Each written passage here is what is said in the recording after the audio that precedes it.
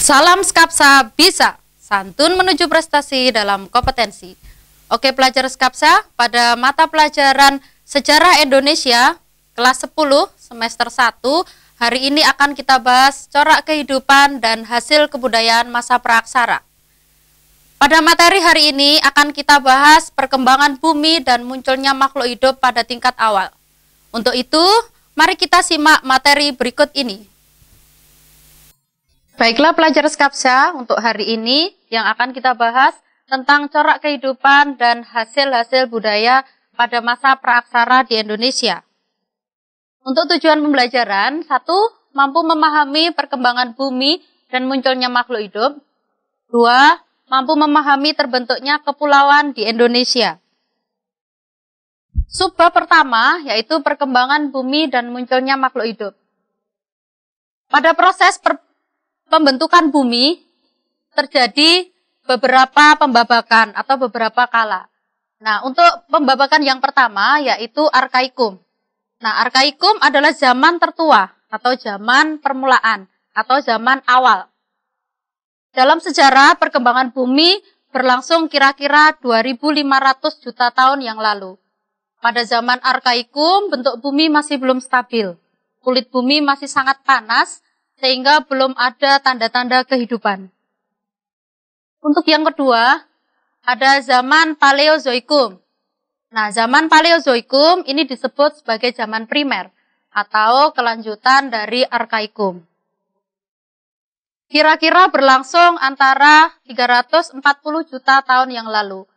Pada masa Arkaikum, ini sudah terjadi penurunan suhu bumi, yang mengakibatkan lambat laun bumi menjadi dingin. Nah, di zaman Paleozoikum, tanda-tanda kehidupan sudah semakin jelas. Dengan munculnya makhluk hidup bersel satu, seperti bakteri atau amfibi, atau hewan yang tidak bertulang belakang. Nah, masa yang ketiga, ada Paleozoikum, atau disebut dengan zaman reptil sekunder, atau reptil kedua. Ini berlangsung kira-kira 140 juta tahun yang lalu. Pada masa ini terjadi pertumbuhan kedua dalam tingkat kehidupan makhluk hidup. Nah, pada zaman ini sudah muncul reptil raksasa atau dinosaurus dan Atlantus, serta burung-burung dan binatang menyusui tingkat rendah atau sering disebut dengan mamalia. Kemudian zaman yang keempat ada Neozoikum. Ini diperkirakan antara 600 juta tahun yang lalu. Nah, pada masa Neozoikum, keadaan bumi sudah semakin stabil, sehingga sudah berkembang beraneka ragam makhluk hidup dan tumbuhan. Nah, pada zaman Neozoikum dibagi menjadi dua, yaitu zaman tersier dan zaman kuarter. Nah, di zaman tersier ini sudah ada jenis binatang besar atau binatang menyusui seperti kera dan monyet. Kemudian yang kedua ada zaman kuarter atau disebut zaman keempat. Nah, di zaman kuarter ini sudah ada manusia praaksara atau sering disebut dengan manusia purba. Nah, di zaman kuarter ini dibagi lagi menjadi dua, yaitu zaman Pleistosen dan Holosen. Nah, pada masa Pleistosen atau disebut dengan Diluvium atau zaman es, ini berlangsung antara 600.000 tahun yang lalu. Nah, ini tanda-tanda sudah ada manusia. Pada masa Pleistosen, ini sudah mencairnya es yang bertumpuk di kutub utara karena perubahan iklim yang terus-menerus. Kemudian yang kedua ada zaman Holosen. Nah, di zaman Holosen ini berlangsung antara 20.000 tahun yang lalu. Nah, muncul spesies awal pada masa Holosen, yaitu Homo sapiens atau manusia cerdas. Sedangkan di Indonesia muncul Homo fajakensis. Nah, spesies tersebut merupakan nenek moyang dari manusia modern pada saat ini. Kemudian yang kedua, perkembangan makhluk hidup. Yang pertama, ada evolusi Darwin. Dalam karya Darwin, yang berjudul On the Origin of Species atau Asal-usul Spesies. Ini yang terbit sekitar 1857 tahun. Charles Darwin secara khusus memusatkan perhatian pada evolusi manusia. Ya. Menurut Darwin, aneka organisme yang berkeriap atau yang ada di muka bumi termasuk manusia ini bukanlah penciptaan dadakan, melainkan melalui proses yang panjang, bahkan selama ribuan, bahkan jutaan tahun melalui sistem seleksi awal atau proses evolusi.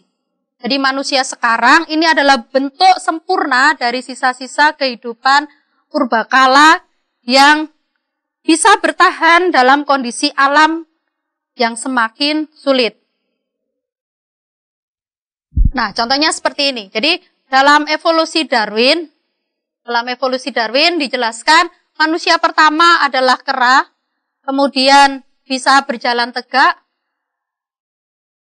sampai ke Homo sapiens, spesies manusia purba, sampai ke manusia modern. Nah, jadi evolusi Darwin ini juga ditentang karena menurut sebagian ahli agama dianggap sebagai khayalan atau imajinasi yang dilakukan oleh Darwin.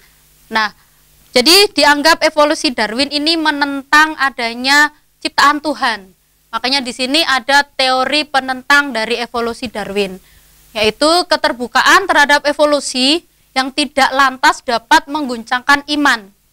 Sebab pendekatan sains, ya, upaya memahami sebuah realitas dalam kehidupan semesta ini berbeda dengan kehidupan agama.